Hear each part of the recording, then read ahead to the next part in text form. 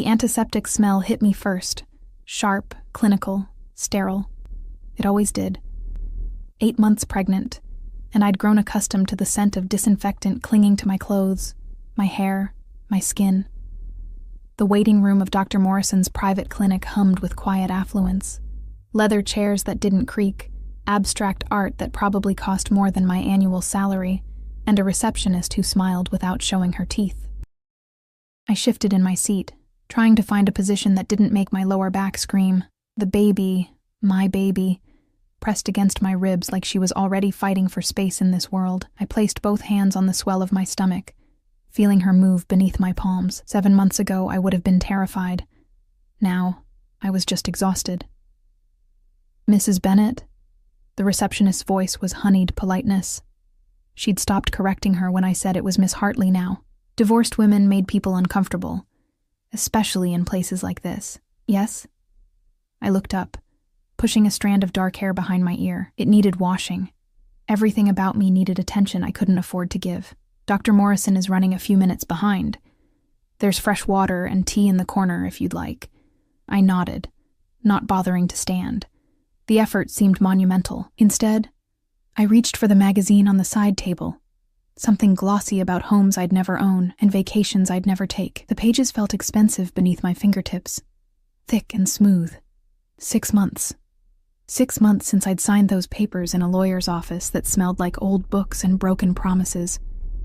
6 months since Marcus had looked at me across that mahogany table, with eyes that held nothing, not love, not hate, just absence, like I'd already been erased. The divorce had been quick, brutal in its efficiency.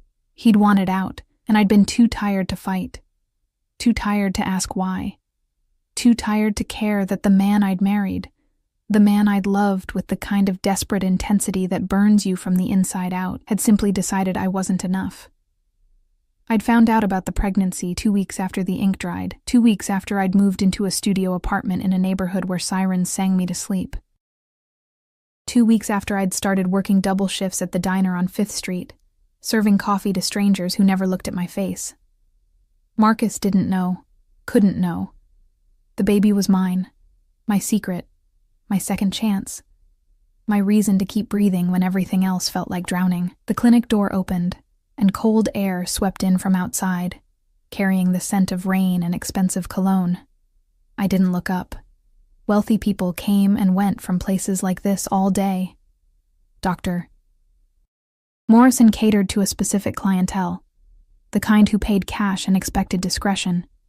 But then I felt it, that prickling awareness at the base of my skull, the sensation of being watched. I lifted my eyes slowly, reluctantly, and the world tilted. He stood in the doorway like he owned it, like he owned everything.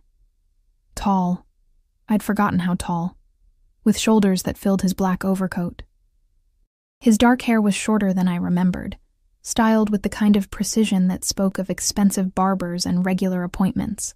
A thin scar cut through his left eyebrow, barely visible but there, a reminder of a violence I'd never been allowed to understand. Alessandro Vitale, my ex-husband, the man I'd loved, the man I'd left, the man whose last name I'd taken and then abandoned, returning to Hartley like shedding a skin that never quite fit. And behind him, because there was always someone behind him, stood Marco, his driver, his shadow, his constant reminder that Alessandro lived in a world I'd only ever glimpsed. Marco's eyes swept the room with professional efficiency before settling on me. His expression didn't change, but I saw the recognition. Time stopped. Or maybe it was just my heart. Alessandro's gaze moved across the waiting room with the languid confidence of a predator assessing territory. Past the elderly woman knitting in the corner, past the receptionist who'd gone very still behind her desk, past the abstract paintings and leather furniture. Then he found me. His eyes, dark, almost black, the kind of eyes that held secrets and sins, locked onto mine. I watched something shift in his expression, saw the moment confusion gave way to recognition, saw recognition sharpen into something else entirely. His gaze dropped, slowly, deliberately, down to where my hands rested on the unmistakable swell of my pregnant belly. The air between us crystallized, became heavy, became dangerous. I couldn't breathe, couldn't move, could only sit there, trapped beneath the weight of his stare, feeling my daughter kick against my palms like she sensed the sudden shift in the atmosphere, like she knew her carefully constructed world was about to shatter. Alessandro's jaw tightened, just a fraction, just enough for me to notice. His hands, elegant and scarred in equal measure, flexed at his sides. The gesture was minute, controlled. But I'd been married to this man. I'd learned to read the subtle tells that meant danger. Marco shifted behind him, one hand moving inside his jacket. The movement was smooth, practiced, invisible to anyone who wasn't looking. But I was looking. I was always looking when Alessandro was in a room. "Mr. Vitale?" The receptionist's voice cut through the silence. Professional, respectful, afraid. "Dr. Morrison is ready for you. Right this way." He didn't move, didn't acknowledge her, didn't take his eyes off me. The seconds stretched. Each one felt like an eternity. I could hear my heartbeat in my ears, could feel sweat forming at the base of my spine despite the air conditioning. My daughter shifted again, a rolling movement that pressed against my bladder and made my breath hitch. Say something, I thought desperately. Move. Look away. Do anything but sit here like prey. But I couldn't, because this was Alessandro, and Alessandro had always had the power to turn me to stone with just a look. Finally, he moved. One step forward, then another. His shoes were Italian leather, polished to a mirror shine, silent against the clinic's expensive flooring. He crossed the room with the fluid grace of something wild, wearing human skin. He stopped 3 feet away, close enough that I could smell his cologne. Cedar and bergamot and something darker. Something that whispered of smoke and shadows. Close enough that I had to tilt my head back to meet his eyes. Ella. My name in his voice. Deep. Rough, like gravel wrapped in silk. He'd always said my name like it was a prayer and a curse in equal measure. I opened my mouth, closed it, tried again. Alessandro. His eyes dropped to my stomach again. This time, they stayed there. I watched his throat work as he swallowed, watched his hands curl into fists, watched the muscle in his jaw jump. How far along? The question was quiet, too quiet.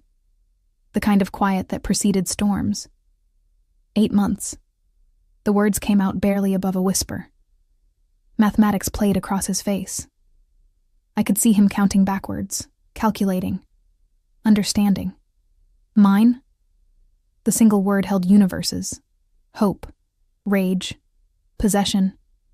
Things I didn't want to name.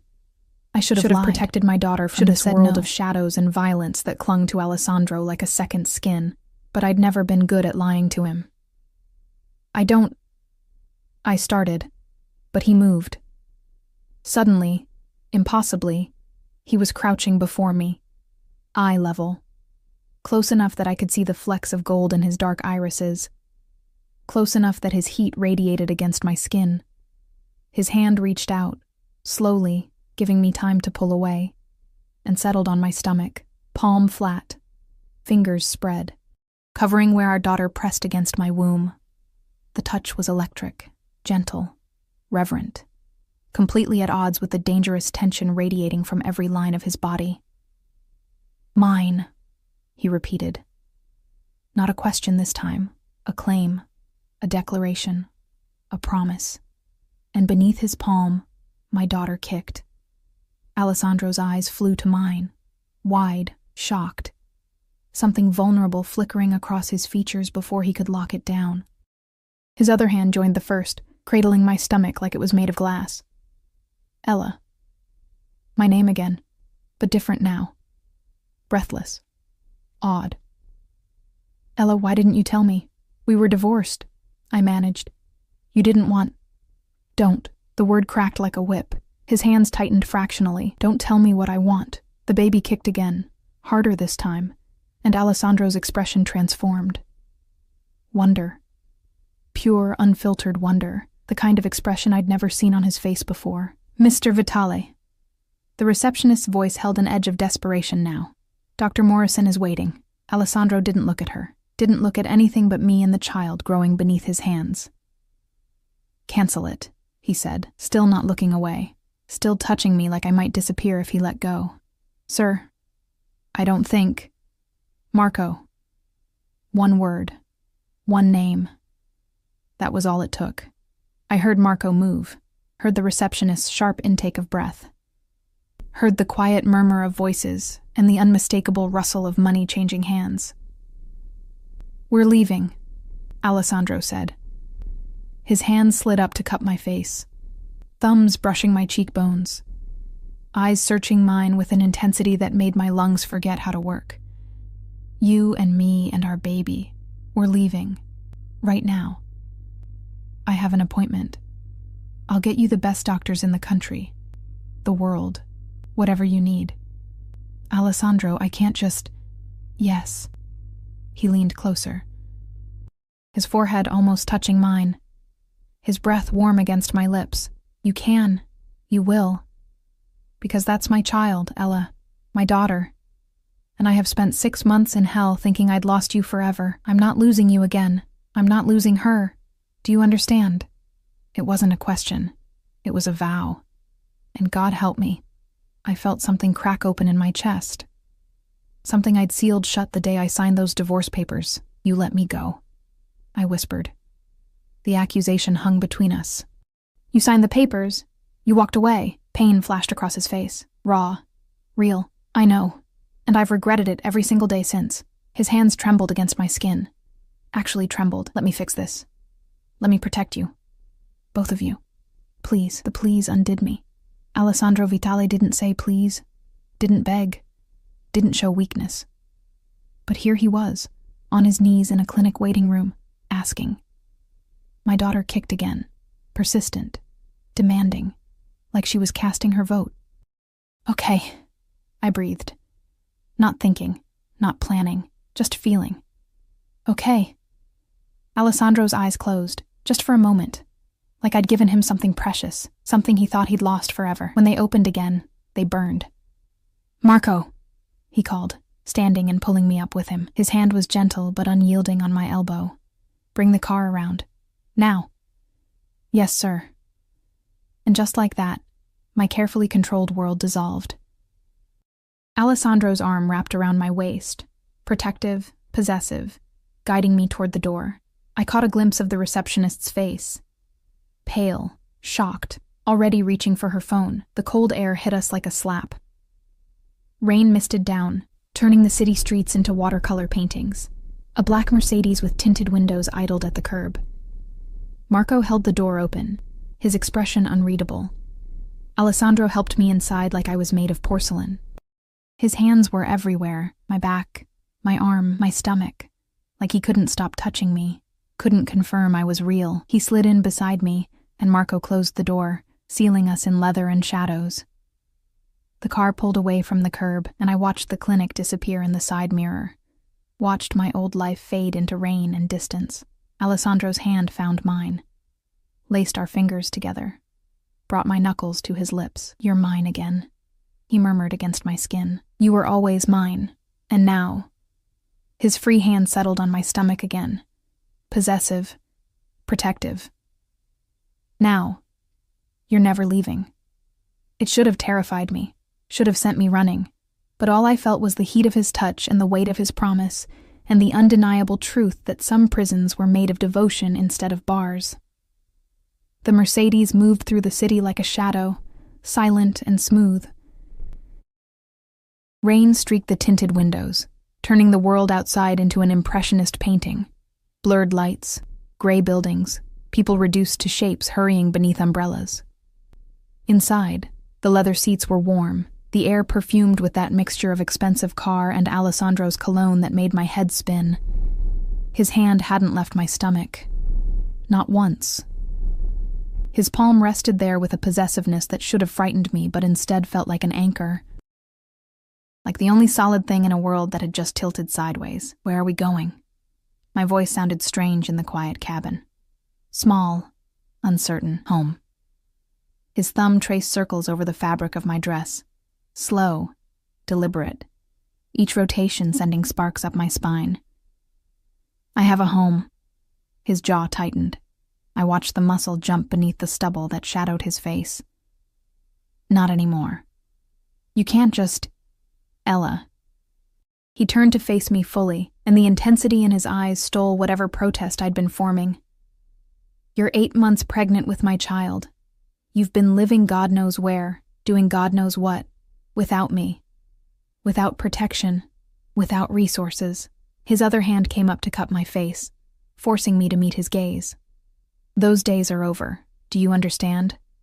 I've been managing fine. Something dark flickered across his features. Fine? You call working yourself to exhaustion while carrying my daughter fine? You call living alone, vulnerable, in this city, fine? How do you... I stopped, stared at him. How do you know where I've been living, what I've been doing? He had the grace to look away, just for a moment. When his eyes returned to mine, they held no apology.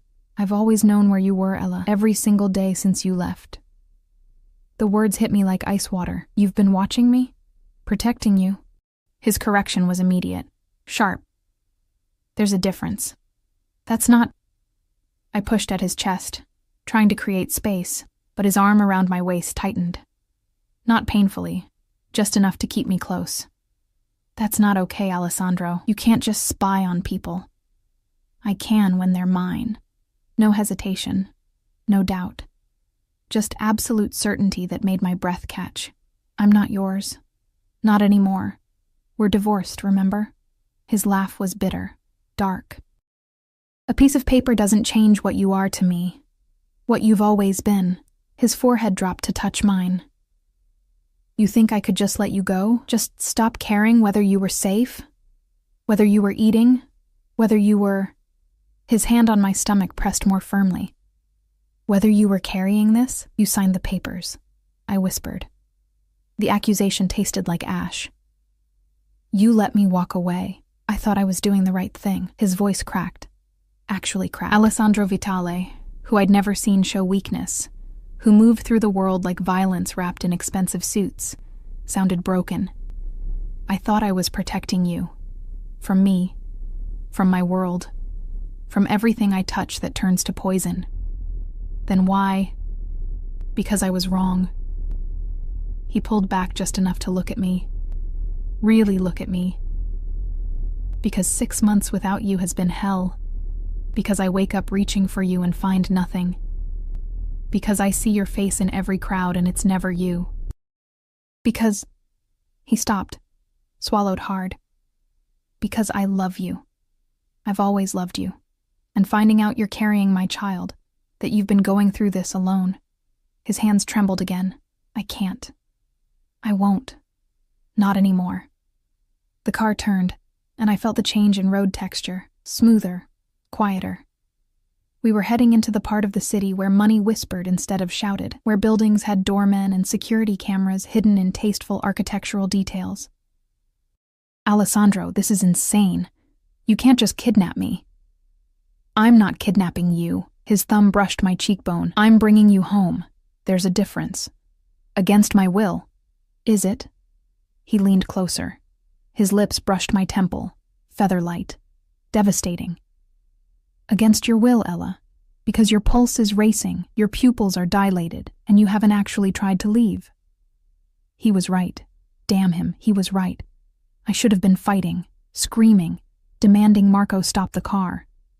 Instead, I sat there, my traitorous body responding to every touch, every word, every heated look. I hate you, I tried, but the words came out weak, unconvincing. Liar. He smiled. Actually smiled, and it transformed his face from dangerous to devastating. You've never been good at lying to me. The car slowed, then stopped. Through the rain-streaked windows, I saw it. The building I'd tried so hard to forget. 30 stories of glass and steel and luxury. The penthouse where I'd lived as his wife. Where I'd learned to love a man who lived in shadows. Marco opened the door, umbrella already deployed. Alessandro slid out first, then turned to help me. His hands were gentle on my arms as he guided me from the car. one palm immediately returning to the small of my back, as if he couldn't bear not touching me. The doorman, Thomas, I remembered his name was Thomas, looked up. His eyes widened. Mrs. Vitale. Miss Hartley, I corrected automatically. Alessandro's hand on my back turned to steel. Mrs. Vitale, he said, each word precise, dangerous. My wife. Ex-wife, I muttered, but he was already guiding me toward the elevator. Marco followed 3 steps behind, water dripping from his dark suit, eyes scanning the lobby with professional paranoia. The elevator was empty, private. It went only to the penthouse. Alessandro had bought the entire top floor years ago, turning it into a fortress of luxury and security. The doors closed, and suddenly the space felt too small, too intimate, too filled with his presence and his heat, and his hands that wouldn't stop touching me. You can't keep me here, I said, watching the numbers climb. 25, 26, 27. I'm not keeping you anywhere. His breath was warm against my ear. You're free to leave whenever you want, but you won't. How do you know? Because it's raining. Because you're exhausted. Because you're 8 months pregnant and your feet are swollen and your back hurts and you need to rest. He pressed closer. Because deep down, beneath all that anger and pride, you know you belong here. With me. The elevator chimed. 29. 30. The doors opened onto the private foyer I'd walked through 1,000 times as his wife. Marble floors. Original artwork. A security system that cost more than most people made in a year. Alessandro guided me inside, and the door closed behind us with a soft click that sounded like finality. The penthouse looked the same, floor-to-ceiling windows overlooking the city. Furniture that cost more than cars. Everything in shades of gray and black and white, stark and beautiful and cold. But then I noticed the differences. Flowers. Everywhere. White roses in crystal vases on every surface. My favorite. He'd remembered. And on the coffee table, a stack of books. I moved closer, Alessandro's hand never leaving my waist. Pregnancy guides, parenting manuals, what to expect when you're expecting with pages marked by sticky notes in Alessandro's sharp handwriting. How long? I asked. My voice was barely audible. How long have you known? 3 weeks. He moved to stand behind me, his other hand joining the first on my stomach, cradling the swell of our daughter between his palms. Marco saw you at the clinic. You were checking in for an appointment. He called me immediately. 3 weeks. He'd known for 3 weeks and hadn't approached me. Hadn't said anything. Just watched. Prepared. Why didn't you? Because I was afraid. The admission came out rough, broken. Afraid you'd run. Afraid you'd hide from me. Afraid I'd push too hard and lose you both. His arms tightened around me, so I waited. Had Marco follow you to make sure you were safe. Made arrangements. Prepared this place. And told myself that the next time I saw you, I wouldn't let you go again. I turned in his arms, not easy with my pregnant belly, and looked up at him. Really looked. For the first time since the clinic, I let myself see past the danger and the power and the control. Let myself see the dark circles under his eyes, the new lines around his mouth, the way his hands shook slightly when they touched me. You look tired, I said. He laughed. The sound was hollow. I haven't slept properly in 6 months. Not since you left. Alessandro, I know what you're going to say.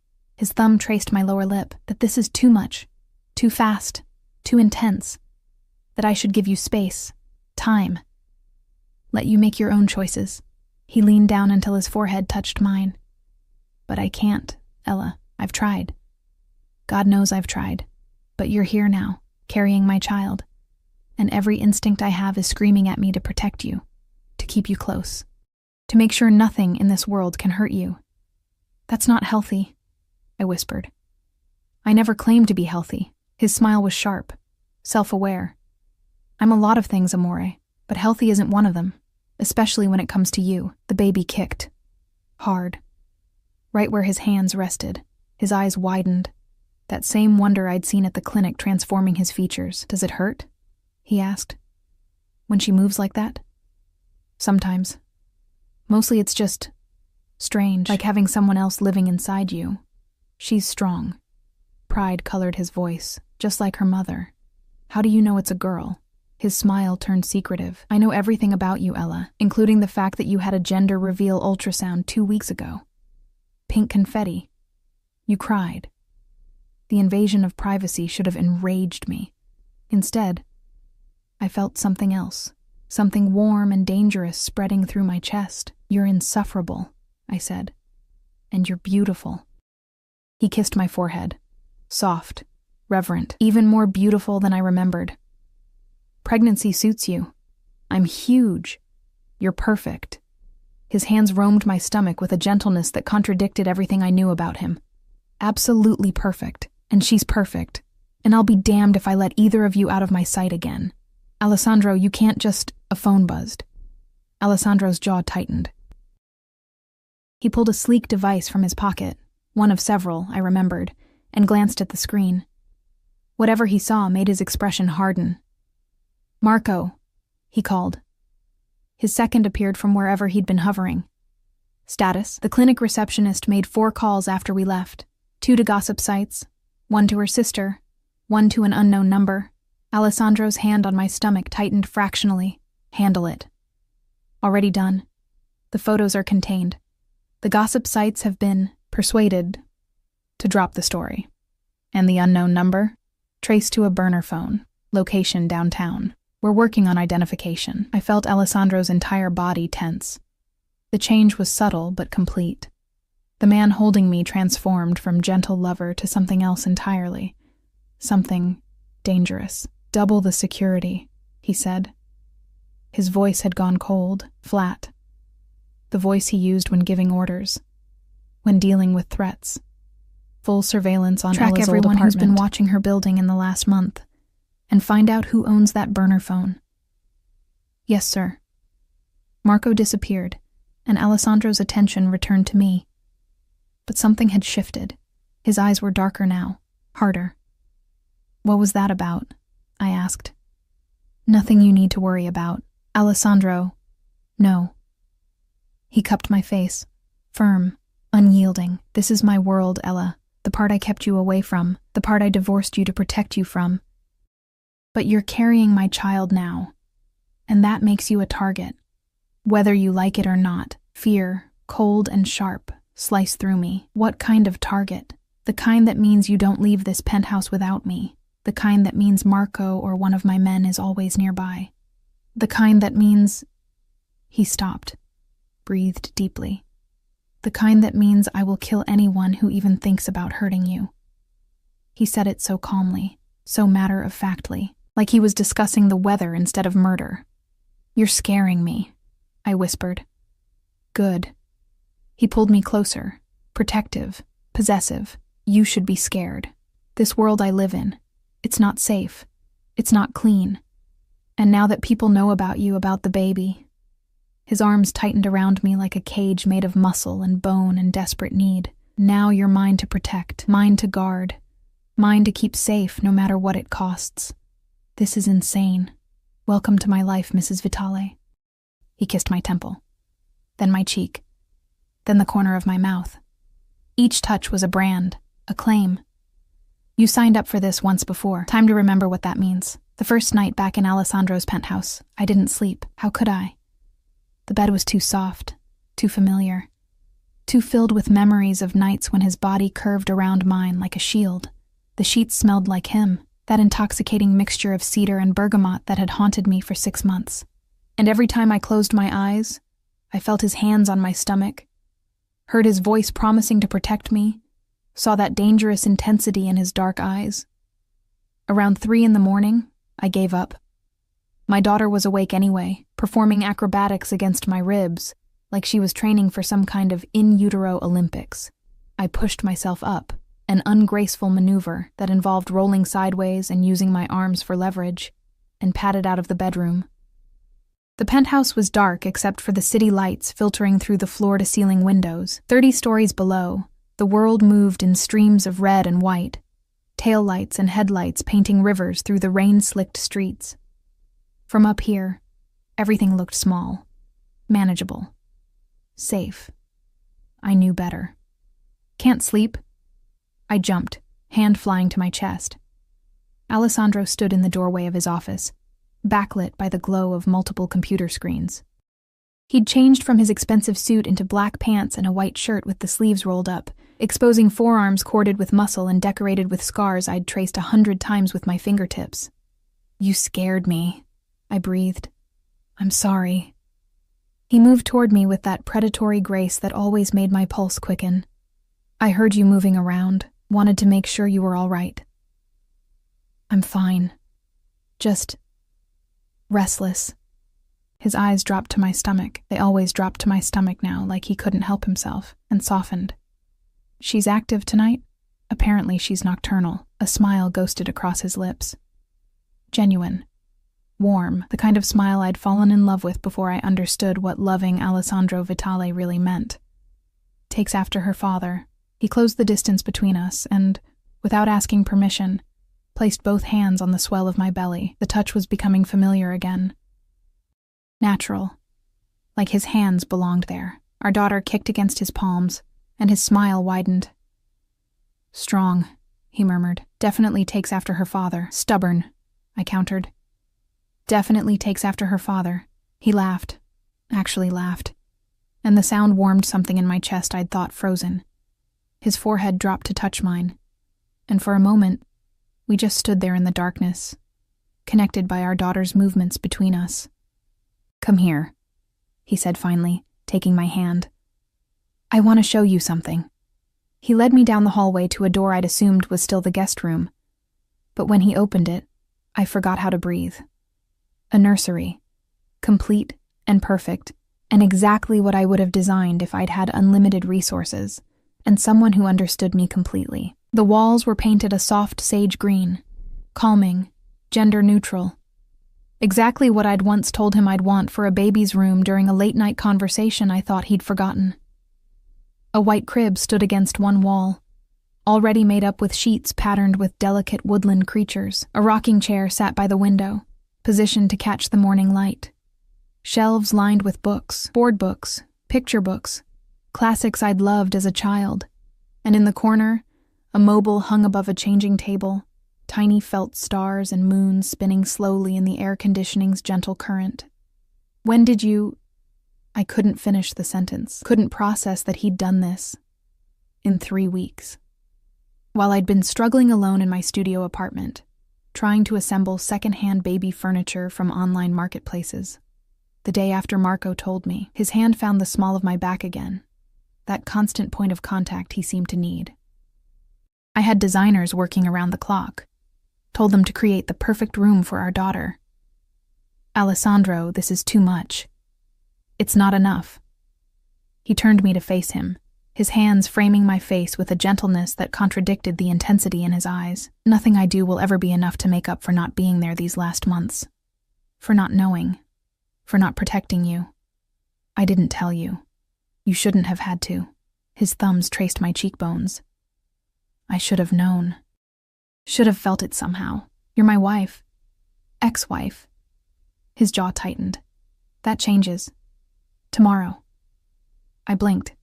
"What? We're getting remarried.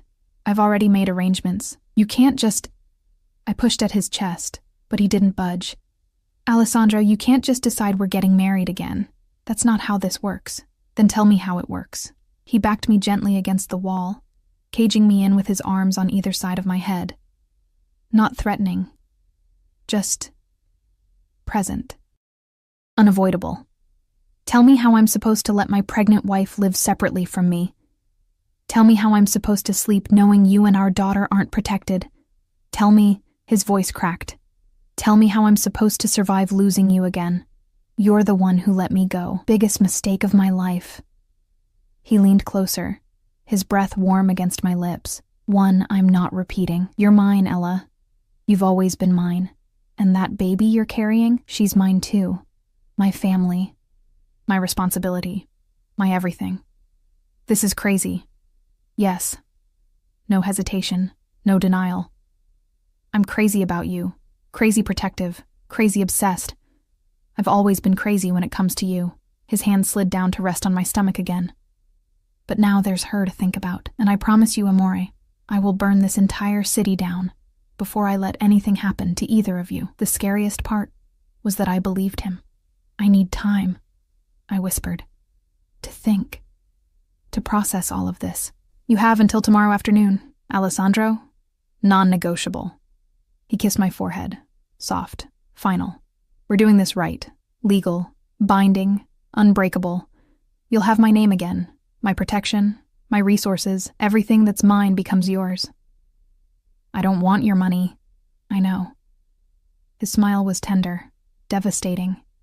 "That's one of the reasons I love you. You never wanted any of this, the wealth, the power, the status. You just wanted me. I wanted the version of you that didn't terrify me. That version doesn't exist." Brutal honesty. "I am terrifying, Ella. I've done things that would make you run screaming. I've hurt people, destroyed lives, built an empire on blood and fear and ruthlessness." His hands tightened on my stomach, protective, possessive. "But I have never, not once, hurt you, and I never will. That's the promise I can make, the only one that matters." Our daughter kicked, as if agreeing with him. Traitor. "I'm exhausted," I admitted.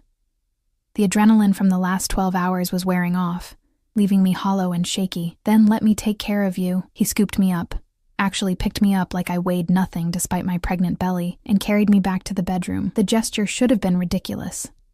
Instead, it felt inevitable. He laid me down gently, arranging pillows behind my back and under my knees with the kind of careful attention that made my throat tight. Then he stretched out beside me, one hand immediately finding my stomach again.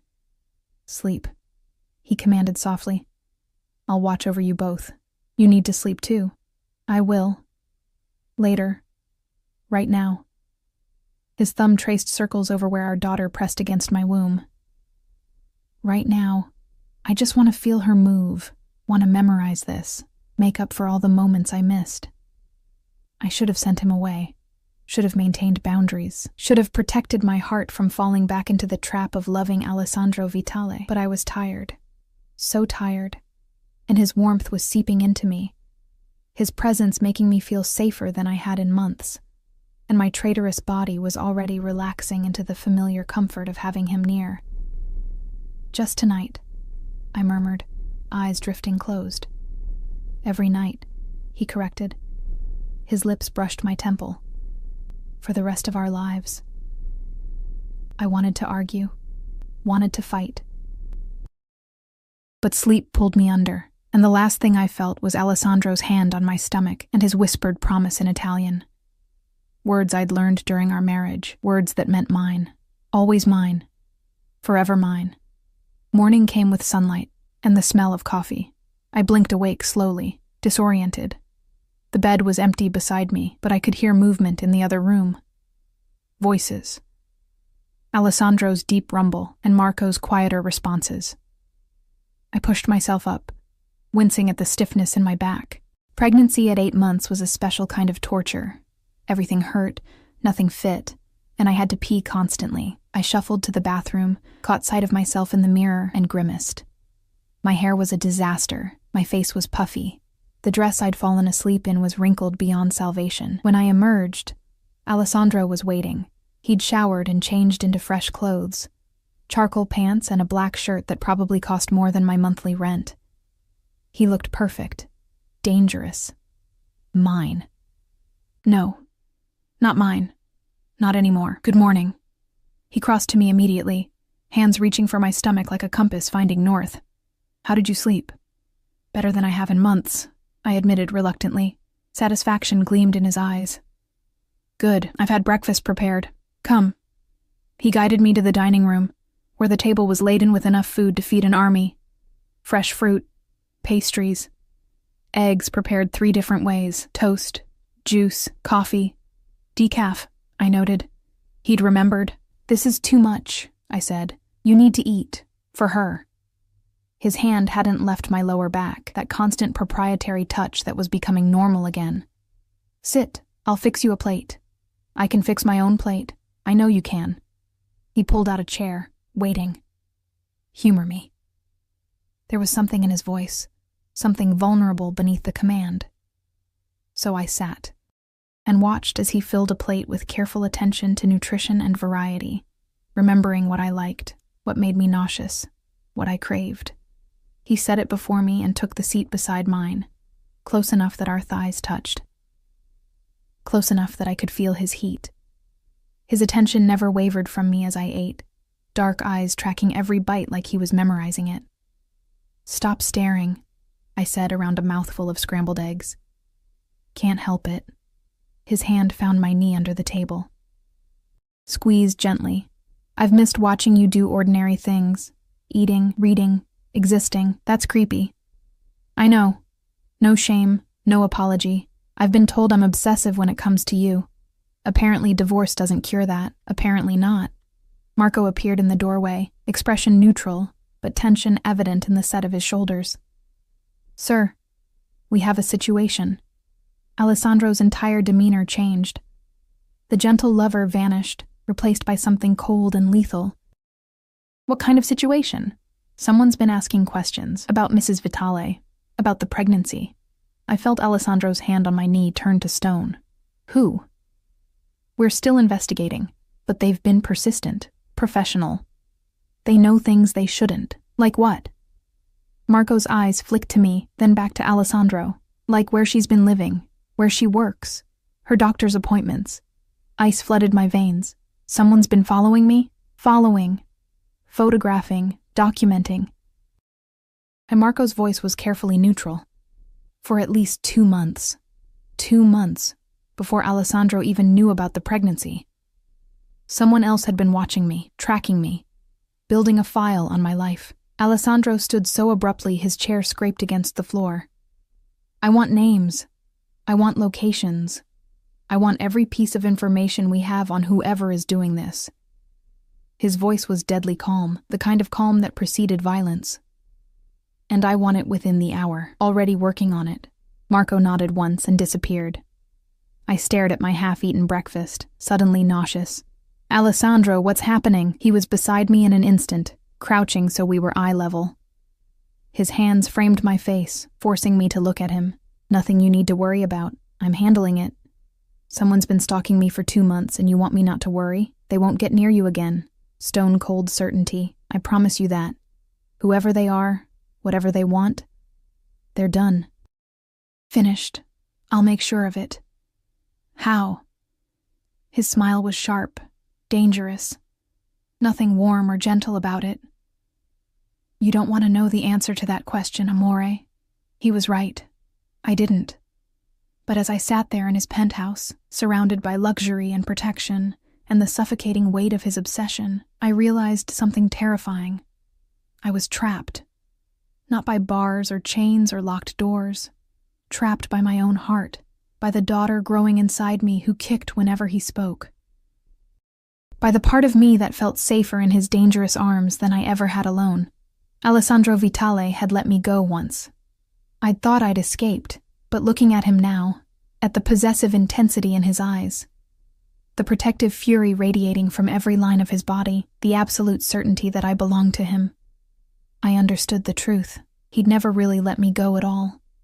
He'd just been waiting for the right moment to pull me back into his orbit, and now, carrying his daughter, I was caught. Completely, irrevocably. The golden cage door had closed, and God help me, part of me was relieved. 3 days passed in Alessandro's penthouse like being suspended in amber, beautiful, suffocating, unreal. He worked from home, converting his office into a command center where Marco and various other men in expensive suits came and went with alarming frequency. I heard fragments of conversations through closed doors, words like surveillance, threat assessment, and containment, that made my stomach clench with anxiety I tried to ignore. But when Alessandro was with me, all of that disappeared. He became someone else entirely, someone attentive and gentle, and so intensely focused on my well-being that it felt like standing in the sun. He'd arranged for Dr. Morrison to make house calls. Apparently enough money could convince anyone to abandon professional boundaries. She'd examined me in the nursery Alessandro had created, her practiced hands checking my blood pressure. measuring my belly, listening to our daughter's strong heartbeat, while Alessandro watched from the doorway with an expression that looked like prayer. "Everything looks perfect," Dr. Morrison had said, packing up her equipment. "The baby is healthy. Good position. You're doing wonderfully, Ella." Alessandro had paid her in cash. An obscene amount that she'd accepted without blinking, probably understanding that discretion was part of the transaction. Now, on the fourth morning, I stood in the nursery alone, running my fingers over the crib's smooth wooden rails. Outside, rain fell in sheets, turning the city into a watercolor blur. Inside, everything was warm and safe and expensive. Too expensive. Too perfect. Too much like a dream I'd wake from. "She'll sleep here." Alessandro's voice came from behind me. I hadn't heard him approach. He moved like smoke when he wanted to. "Right next to our room, close enough that we'll hear her the moment she needs us." "You mean close enough that you can watch over her obsessively," I corrected, not turning around. His arm slid around my waist from behind, hand settling on my stomach with that possessive reverence that had become constant. "Yes," he agreed without shame. "That too." I leaned back against his chest despite myself. He was warm, solid, real, and my body remembered being held by him, remembered the safety of his embrace even when my mind screamed warnings. "Alessandro, we need to talk." About all of this." I gestured vaguely at the nursery, the penthouse, the life he was building around me without my permission. "About what happens next. About the wedding tomorrow." His lips brushed my temple. "I know. Everything is arranged." I turned in his arms, which was becoming increasingly difficult with my pregnant belly. "I didn't agree to that." "You will." Such absolute certainty, like my agreement was inevitable, predestined. "Because you're practical, Ella. You always have been. And you know that being my wife again protects you. Protects her." His hand pressed against where our daughter rolled beneath my skin. "Gives her my name, my legitimacy, my world. Your dangerous world. Every world is dangerous." He cupped my face, tilting it up so I had no choice but to meet those dark, intense eyes. "But mine comes with resources to fight back, with power to protect what's mine, with me between you and anything that would hurt you. What about the person who's been following me? Have you found them yet?" Something flickered across his face. Fury, cold and lethal. "We're close. That's not an answer. It's the only answer you're getting." His thumb traced my lower lip. "Trust me to handle this, amore. Trust me to keep you safe. I trusted you before. You divorced me." Pain lanced through his expression, raw, real. "And I've regretted it every day since. Every hour. Every minute." He pressed his forehead to mine. "I thought I was protecting you by letting you go. Thought my world was too dark, too violent, too corrupted for someone like you. Someone pure and good and innocent. I'm not innocent. You are compared to me." His hand slid into my hair, cradling my head. "You have no idea what I've done, Ella. What I'm capable of. The things I've ordered. The blood on my hands." "Then tell me." "No. Immediate. Final. That's one thing I'll never do. You don't need that darkness in your head. Don't need to see me as the monster I am. You're not a monster." His laugh was bitter. "You only think that because I've been very careful about what you see, but I am, amore. I'm a monster who loves you, who would kill for you, who would burn the world down if it meant keeping you safe." His hands tightened in my hair. Not painful, just desperate. "Does that terrify you?" "Yes," I whispered honestly. "Good. It should." He kissed my forehead. Soft. Reverent. Complete contradiction to his words. "But know this. I would never hurt you. Never. You and our daughter are the only pure things in my life. The only things worth protecting." Our daughter chose that moment to kick. Hard. Right where Alessandro's hand rested on my stomach. He smiled. Actually smiled. And the transformation was stunning. All that darkness and danger melting into something tender. "She agrees with me," he said. "She has terrible judgment. She has her father's stubbornness." He knelt then, right there in the nursery, and pressed his lips to my stomach, whispered something in Italian I couldn't quite catch. Something about protection and love and promises. When he looked up at me, his eyes were wet. Alessandro Vitale, Mafia boss, dangerous man, killer probably, crying over our unborn daughter. "I'm going to be a good father," he said. Not a question. A vow. "I'm going to give her everything, protect her from everything, love her the way I love you, completely, obsessively, without reservation. That's what I'm afraid of," I admitted. He stood, pulling me close again. "Then be afraid, but don't leave. Don't take her away from me. Let me do this, Ella. Let me be your husband again. Let me be her father. Let me prove I can be better than I was. You can be her father without us being married. I want both." His jaw set, stubborn, immovable. "I want the ring back on your finger. Want my name attached to yours. Want everyone who looks at you to know you're mine.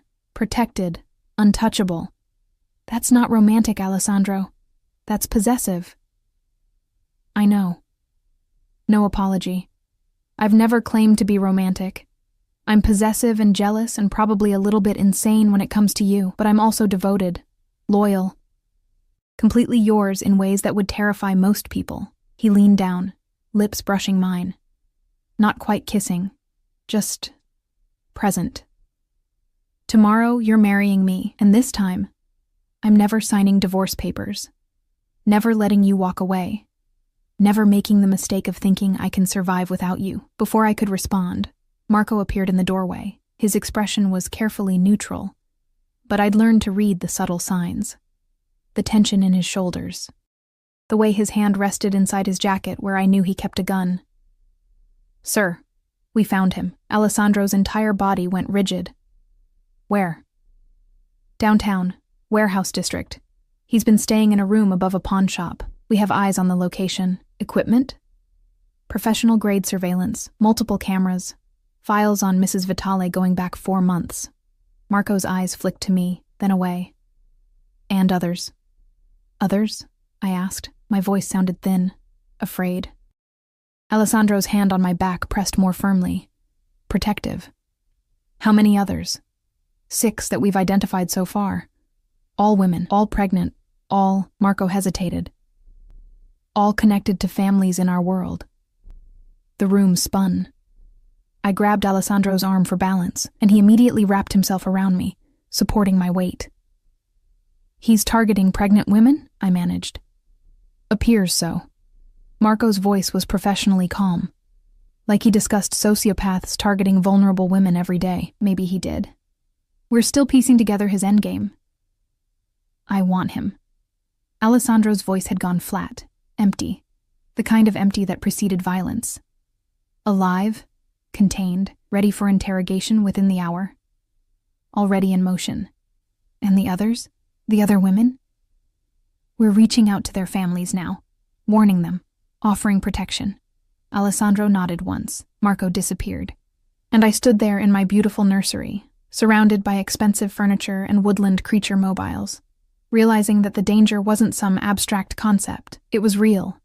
Immediate. Targeting women exactly like me. "I'm going to be sick," I whispered. Alessandro had me in the bathroom instantly, holding my hair back while I heaved into the toilet. Nothing came up. I hadn't eaten enough. But my body tried anyway, rejecting the fear flooding my system. When the spasms passed, he dampened a washcloth and wiped my face with a gentleness that made my eyes burn. "This is my fault," I said. Tears were streaming down my cheeks now, hot and unstoppable. If I hadn't left you, if I'd stayed, none of this would have happened. I'd have been protected. "Stop." He cupped my face, forcing me to look at him. "This is not your fault. None of this. You left because I pushed you away. Because I made you feel unwanted. Because I was too much of a coward to admit I needed you more than I needed to protect you from my world. Someone's been watching me, photographing me, planning..." "What?" "What was he planning, Alessandro?" His jaw tightened. "I don't know yet, but I will find out, and then I will make sure he never threatens anyone again." "You're going to kill him." He didn't deny it. Didn't even try. "Would you prefer I didn't?" I should have said yes. Should have been horrified. Should have run screaming from this man who discussed murder like it was a business transaction. Instead, I thought about someone watching me, following me home to my studio apartment, photographing me through windows, planning something terrible for me and my unborn daughter. No, I whispered. I wouldn't prefer that. Something fierce and satisfied blazed in Alessandro's eyes. Good, because he's already dead. He just doesn't know it yet. He helped me up, supporting my weight as my legs shook, led me back to the bedroom, tucked me into bed like I was something precious and fragile. Rest, he commanded. I need to handle this. Marco will be right outside the door. You're safe here, Ella. I promise. Where are you going? To have a conversation with the man who's been watching my wife. The word wife came out like a claim, a threat. It won't take long. He kissed my forehead, then my lips. Soft. Sweet. Complete contradiction to the deadly intent radiating from every line of his body. Alessandro. I caught his hand as he turned to leave. Be careful. His smile was sharp, dangerous, beautiful. I'm always careful, amore. It's everyone else who needs to worry. He left. The door closed, and I lay there in the too soft bed, hands on my stomach, feeling our daughter roll and kick beneath my palms. This was my life now.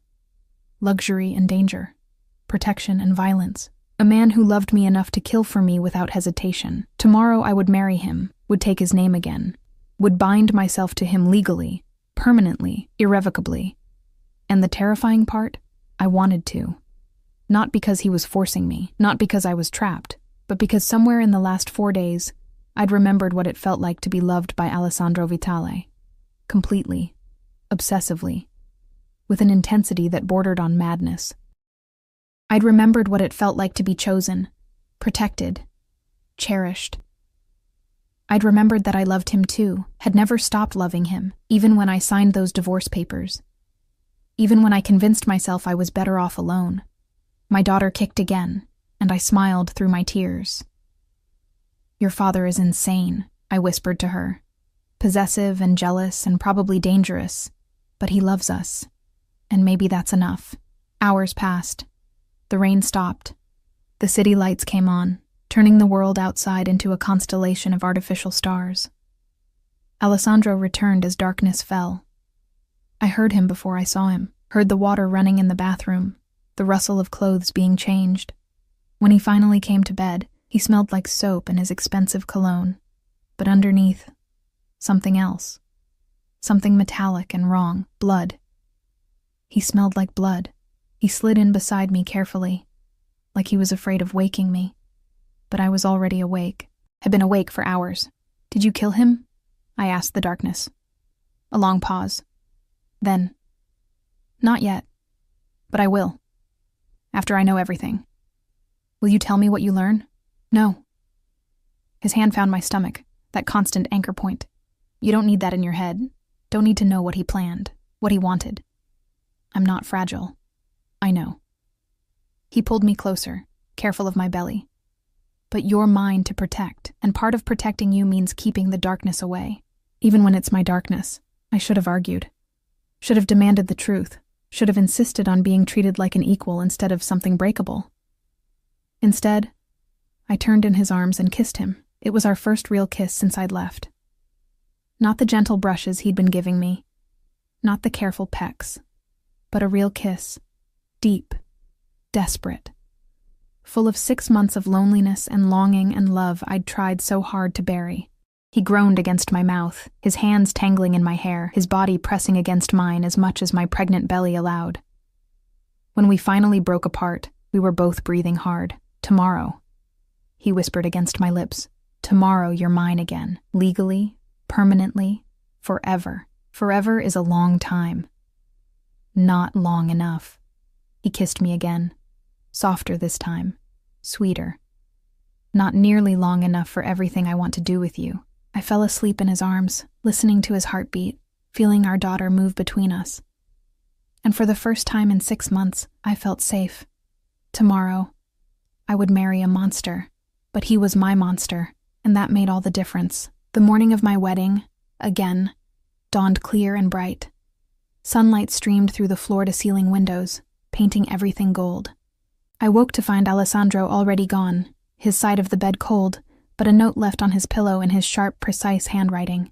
Getting ready to marry you is the only reason I'd leave this bed. See you soon, Mrs. Vitale. A Mrs. Vitale. The name I'd abandoned. The name I was taking back. I pressed my hand to my stomach, feeling my daughter's morning stretches. What do you think? I whispered to her. Am I making a huge mistake? She kicked. Once. Firmly, like she was casting her vote. That's what I thought. A knock on the door, and then a woman I'd never met entered carrying garment bags and makeup cases. She was maybe 50, elegant, professional, with kind eyes that assessed me quickly. Mrs. Vitale, I'm Marie. Mr. Vitale hired me to help you prepare. Her voice held a slight French accent. I've brought several dress options, all designed to accommodate your beautiful condition. Several turned out to be 7, each one more stunning than the last. Flowing silk that draped over my belly like water, delicate lace that made me look ethereal, soft chiffon and champagne that caught the light. I chose the champagne. It felt right. Not white. I wasn't that innocent anymore. Not black. This wasn't a funeral. Something in between. Something that acknowledged both the purity of new beginnings and the reality of where we'd been. Marie worked magic with makeup, covering the dark circles under my eyes, making my skin glow, emphasizing my features without making me look like someone else. She left my dark hair down, just added subtle waves and pinned one side back with a delicate clip that looked antique. When I looked in the mirror, I barely recognized myself. I looked beautiful, radiant, like someone worth marrying. He's a very lucky man, Marie said softly, adjusting the dress one final time. I'm not sure that's true, she smiled, knowing. A little sad. I've worked for Mr. Vitale for 5 years. I've never seen him look at anyone the way he looks at you, like you're the only thing keeping him human. The words settled over me like a weight, or maybe wings. I wasn't sure which. Another knock. Marco this time, impeccably dressed in a dark suit, his expression neutral but something softer in his eyes when he saw me. You look beautiful, Mrs. Vitale. I'm not Mrs. Vitale yet. In every way that matters, you've always been Mrs. Vitale. He offered his arm. Mr. Vitale is waiting, if you're ready. Was I ready? To bind myself to a man who divorced me once, who lived in shadows and violence, who loved me with an intensity that was probably unhealthy. My daughter kicked again, insistent, demanding. I'm ready, I said. Marco led me through the penthouse to a room I'd never seen before. Alessandro must have had it specially prepared because it had been converted into something magical. White flowers everywhere, roses, peonies, orchids, their scent filling the air. Candles flickered despite the daylight, adding warmth and romance. A small altar stood at one end, where a judge waited in official robes, and there, turning as I entered, was Alessandro. He wore a black tuxedo that fit him like a second skin, perfectly tailored to his broad shoulders and lean waist. His dark hair was styled back, emphasizing the sharp angles of his face, the intensity of his eyes. The scar through his eyebrow caught the light. He looked dangerous, powerful, devastating. But it was his expression that stole my breath. Pure, undiluted wonder. Like I was something miraculous, something impossible, something worth dying for. He crossed to me in 3 long strides, took my hands in his, and just looked. His eyes roamed my face, dropped to my belly, came back up. I watched his throat work as he swallowed. Ella, he whispered, my name like a prayer. You're so beautiful it hurts to look at you. You clean up pretty well yourself. He smiled, that rare, genuine smile that transformed him from dangerous to devastating. Ready to be mine again? I'm not sure I was ever not yours. Something fierce blazed in his eyes. He brought my hands to his lips, kissed each knuckle with reverent attention, then tucked my hand into the crook of his arm and led me to the altar. The ceremony was brief, intimate, just us, Marco as witness, the judge reading words about commitment and partnership until death. Alessandro never took his eyes off me. never stopped touching me, his hand on mine, his thumb tracing circles on my skin. His entire focus narrowed to this moment. When the judge asked if he took me as his wife, Alessandro's voice was steel wrapped in silk. I do. Always. Forever. In this life and whatever comes after. When it was my turn, I looked into those dark, intense eyes and saw my future. Complicated. Dangerous. Imperfect. Perfect for me. I do. I whispered.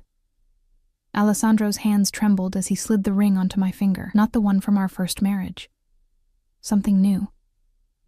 A band of platinum with diamonds that caught the light like captured stars. Beautiful. Elegant. Unmistakably expensive. With this ring, he said, voice rough with emotion, I promise to protect you, to cherish you, to love you with everything I am, even the dark parts. Especially the dark parts. You and our daughter are my world, Ella. My reason for breathing. My reason for being human instead of monster. Tears streamed down my face. I didn't try to stop them. The judge pronounced us married, and Alessandro pulled me into his arms, careful of my belly, and kissed me. Deep. Thorough. Claiming. The kind of kiss that spoke of possession and devotion, and promises sealed with tongue and teeth and desperate need. When we finally broke apart, I was breathless, dizzy, completely his. Mine, he whispered against my lips. Finally. Completely. Legally mine. Yours? I agreed, because it was true. Had always been true. Would always be true. Marco cleared his throat. Congratulations, sir. Mrs. Vitale. He handed Alessandro an envelope. This just came from our team downtown. Alessandro's expression hardened fractionally. He opened the envelope, scanned the contents, and something cold settled over his features. The gentle lover vanished. The dangerous man returned. What is it? I asked. He looked at me, then at my stomach, then back at the papers in his hand. Whatever internal battle he fought lasted only seconds. The man who was following you, he said carefully. We know who hired him. Ice flooded my veins. Who? Marcus. The name came out flat. Dead. Your ex-husband hired someone to surveil you. The world tilted. I grabbed Alessandro's arm for balance and he immediately wrapped himself around me, supporting my weight. Marcus? But why would he? The baby. Alessandro's voice was deadly calm. He thought she might be his, wanted proof before making a custody claim. Rage. Pure incandescent rage flooded through me. She's not his. She was never his. We'd been divorced for 2 months before I stopped. Looked up at Alessandro. Wait. How does he know about the pregnancy at all? The clinic receptionist. She sold information to a gossip site. They reached out to Marcus for comment since you were technically still married when you would have conceived. Alessandro's jaw tightened. He put 2 and 2 together, hired surveillance to confirm, was building a custody case. Over my dead body. That won't be necessary. Alessandro's smile was sharp. Lethal. I've already handled it. Handled it how? Marcus Hartley is currently boarding a flight to Singapore, with a very lucrative job offer that requires immediate relocation. For at least 5 years. His hand pressed against my stomach, protective, possessive. He signed documents relinquishing any potential claim to children from your previous marriage. Legally, permanently, irrevocably. I stared at him. You bought him off. I convinced him that his best interests lay elsewhere. Alessandro cupped my face. He was never going to have her, Ella. Never. I would have burned the world down before letting another man claim my daughter. She's not even born yet, and you're already being possessive. I'm going to be possessive over her for the rest of my life. No apology. Just fact. She's mine. You're mine. And I protect what's mine. Our daughter kicked, as if reminding us she had opinions too. Alessandro laughed, actually laughed, and dropped to his knees right there, pressing his face against my belly. Your mother thinks I'm crazy, he told her. But you understand, don't you, Piccola? That I would do anything, to keep you both safe. She kicked again. Harder, like she was answering him. She agrees with me, Alessandro said, looking up with that rare, genuine smile that made my heart stutter. Smart girl. Takes after her father. Terrifying thought, I murmured. He stood, pulling me close again. I have something for you. He reached into his jacket and pulled out a small box. Not the ring box. That was already on my finger. Something else. Inside was a key, ornate, old-fashioned, beautiful. What's this? To a house. He watched my face carefully. About an hour outside the city. Gated property, security, privacy, a garden, rooms for her to grow up in. Space for you to breathe without feeling trapped in a penthouse. Tears burned my eyes again. Alessandro, I know you felt caged here before. Know you need space, freedom, room to be yourself instead of just my wife. His thumb caught a tear as it fell. So, I bought you space.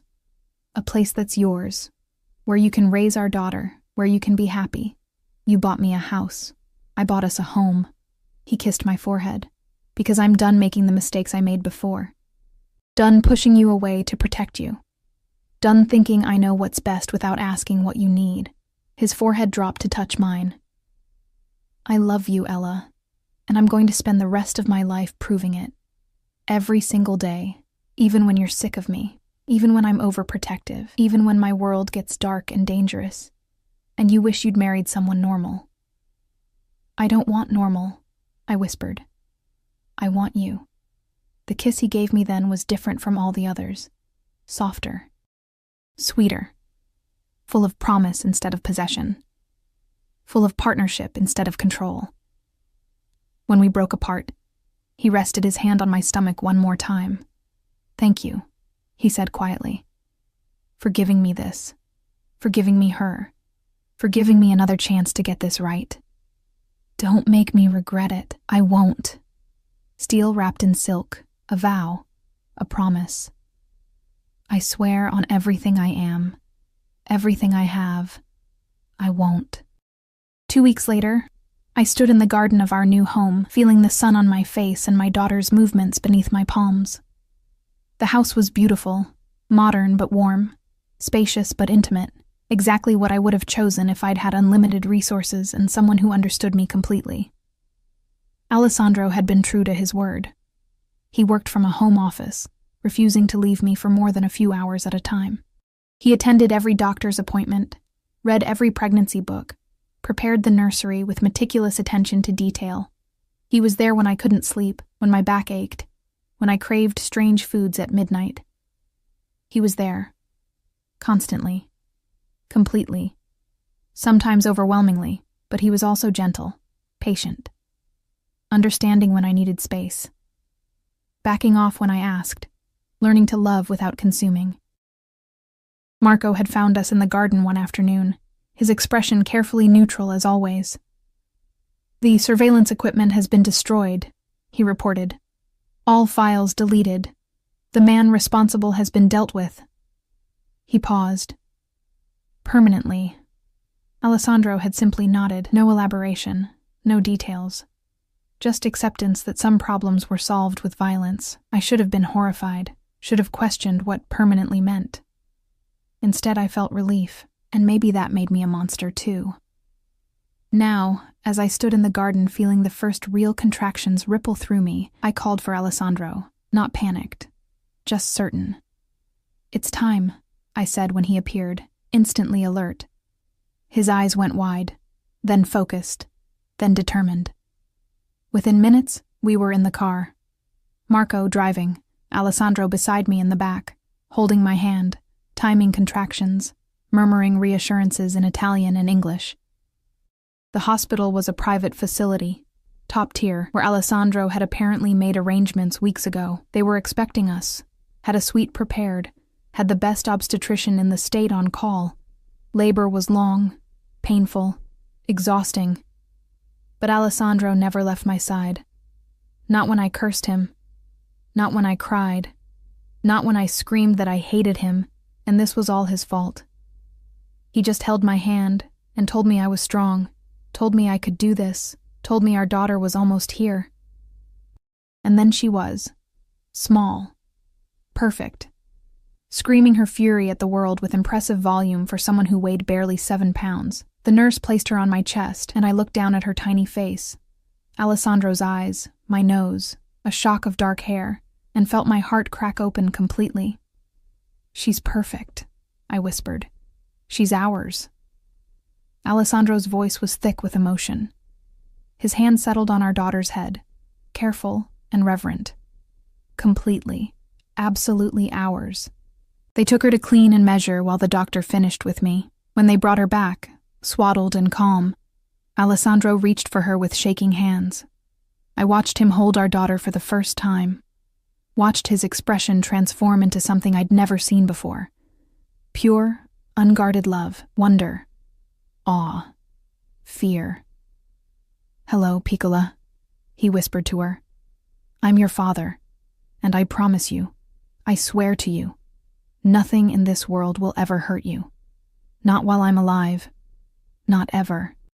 She opened her eyes, dark, unfocused, searching, and seemed to look right at him. Alessandro broke. I watched tears stream down his face, watched this dangerous man who killed without hesitation cry over the tiny person in his arms. "I love you," he told her. "More than I knew I could love anything. You and your mother. You're everything. My whole world. My reason for being human." He looked up at me then, and the love in his eyes was almost painful to witness. "Thank you," he said, "for her, for this, for giving me a reason to be better than I am." "You're already better than you think," I said softly. "I'm going to spend the rest of my life proving that to both of you." He sat beside me on the bed, careful not to jostle our daughter. What should we name her? We'd discussed names, made lists, debated endlessly. But looking at her now, there was only one name that felt right. "Sophia," I said. "It means wisdom, hope, light in darkness." Alessandro's smile was Sophia radiant. Vitale. Perfect. He kissed my forehead. Then Sophia's. Then looked at both of us like we were miracles. "My girls," he whispered. "My whole world." Months passed. Sophia grew from tiny newborn to smiling baby, the house filled with her laughter, her cries, her endless curiosity. Alessandro was completely, absolutely devoted. Changing diapers at midnight, walking the floors when she wouldn't sleep, reading to her in Italian and English from the moment she could focus on his face. He was overprotective, yes. The house had security that would make the Pentagon jealous. He vetted every nanny, every doctor, every person who came within 10 feet of his daughter. But he was also gentle, patient, present in ways I'd never expected. And with me, he was everything. Attentive, loving, still possessive, still intense, but tempered now by understanding, by compromise, by genuine partnership. We had date nights, Marco babysitting with an entire security team as backup. We had quiet mornings in bed while Sophia napped. We had arguments and makeups and all the messy, complicated reality of building a life together. It wasn't perfect. His world was still dark, still dangerous. There were still nights when he came home smelling like violence, when Marco delivered reports that made his jaw tighten, when I remembered exactly what kind of man I'd married. But he was my man, and I was his woman. And together, we were Sophia's parents. That was enough. More than enough. One evening, as I stood in Sophia's nursery watching Alessandro rock our daughter to sleep, singing softly in Italian, I felt complete peace settle over me. This was my life. Complicated, imperfect, sometimes terrifying, but mine. Alessandro looked up, caught me watching, and smiled. "Come here, amore." I crossed to them, and he pulled me into his free arm, holding both of us, his girls, his world. "I love you," he whispered against my hair. "Both of you. More than I have words for. I love you too," I said, and meant it completely. Sophia sighed in her sleep, content and safe in her father's arms. And I realized that sometimes the golden cage wasn't a cage at all. Sometimes it was just home. Sometimes the monster turned out to be the hero. And sometimes, love that felt like possession was actually just devotion wearing an intense disguise. Alessandro kissed my temple, then Sophia's head, then looked at me with eyes full of promises kept and futures yet to come. "Forever," he said, not a question. A fact. "Forever," I agreed, because some things, some people, were worth falling for, worth staying for, worth building a life for, no matter how complicated or dangerous or absolutely insane that life might be. This was ours, messy and beautiful and real, and I wouldn't trade it for anything.